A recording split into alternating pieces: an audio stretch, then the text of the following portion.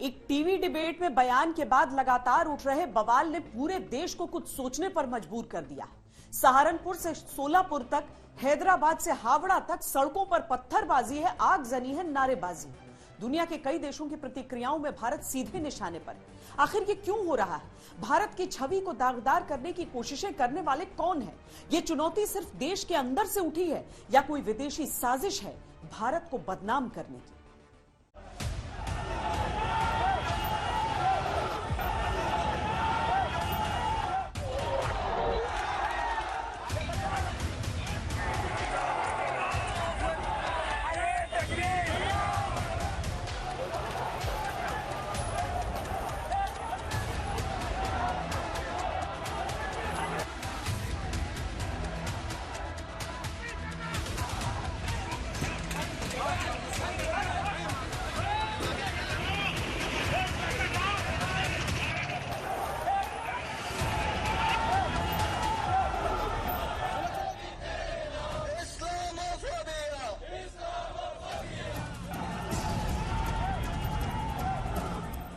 ये आज के भारत की तस्वीरें हैं।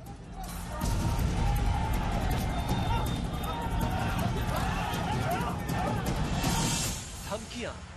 अगर आज मैं नरेंद्र मोदी के बारे में अनपार्लियामेंट्री लैंग्वेज को इस्तेमाल करूं, तो कल सुबह से बीजेपी वाले तो वैसी को पकड़ो, वैसी को पकड़ो, वैसी को पकड़ो।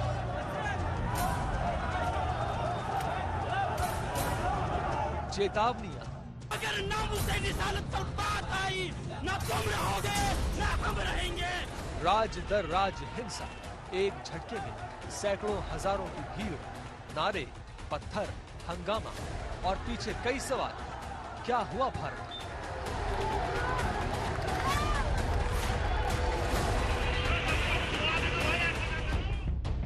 वो बदलता भारत जिसने चीन, अमेरिका जैसे देशों के अंतरराष्ट्रीय दबावों के सामने झुकने से इनकार कर दिया। क्या वो भारत किसी की साजिश के निशाने पर है? जो कुछ आजकल हो रहा है बड़ा दुखदाई है। अगर वाकई साजिश है तो साजिश का पता लगाना चाहिए। वो भारत जो कोरोना जैसी वैश्विक महामारी के दौर से उबरते हुए विश्व की सबसे तेज अर्थव्यवस्था का दावेदार बना। क्या उसकी शांति किसी षड्यंत्र के तहत भंग करने की कोशिशें हो रही हैं?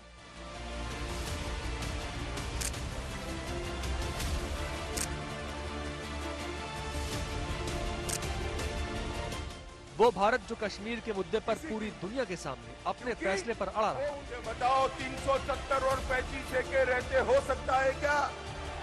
हो सकता है क्या? पिछले 8 वर्षों में मोदी जी ने भारत की छवि जितनी ऊंची लेकर के गए थे, उसमें थोड़ा सा कहीं ना कहीं दंड लगा है, उसमें नुकसान जरूर पहुंचा है। परंतु मेरे कहना ये है कि ऐसे लोग हैं जो अपने आप को भारतीय कहने में शर्म महसूस करते हैं। भारत को बदनाम करने वाले केवल कुछ भारतीय हैं जो भटक गए हैं, जो भारतीय कहने में शर्म महसूस करते हैं। वो बाहर की ताकतों के साथ मिलकर के भारत के अंदर दंगा फैला रहे हैं। जिनको भारतीय कहने में अपने आप को शर्म आती है, उन लोगों की वजह से भारत बदनाम हो रहा है। ये बड़ा दुख का विषय है। ये सवाल इसलिए क्योंकि दुनिया का दोहरा रवैया भी सामने आता जा रहा है। एक आपत्तिजनक बयान पर आहत भावनाओं को लेकर कानपुर से कतर तक तीखी प्रतिक्रिया हुई है, लेकिन पाकिस्तान में टूटते मंदिरों पर गहरी चुप्पी है। पाकिस्तान सोशल मीडिया पर झूठ का सहारा लेकर भारत के खिलाफ वॉर छेड़े है, लेकिन किसी को फुर्सत नहीं कि इस पर भी प्रतिक्रिया दे। खुलेआम भारत में हिंसा की धमकियां अल-कायदा जैसे संगठन दे रहा है, लेकिन दुनिया के सारे ठेकेदार खामोश हैं। और सबसे बड़ा उदाहरण मुस्लिम अधिकारों को लेकर भारत को घेरने की कोशिश करने वाले तथाकथित सुपर पावर्स देशों में से किसी के मुंह से चीन में उइगर मुसलमानों के दमन पर कोई शब्द नहीं निकलता। उनका दमन पाकिस्तान को भी कबूल है, मुस्लिम देशों के संगठन OIC को भी कबूल। पूरे देश में संगठित तरह से हिंसात्मक प्रदर्शन हुए। ये इत्तेफाक था या प्रायोजित, सामने आ ही जाएगा।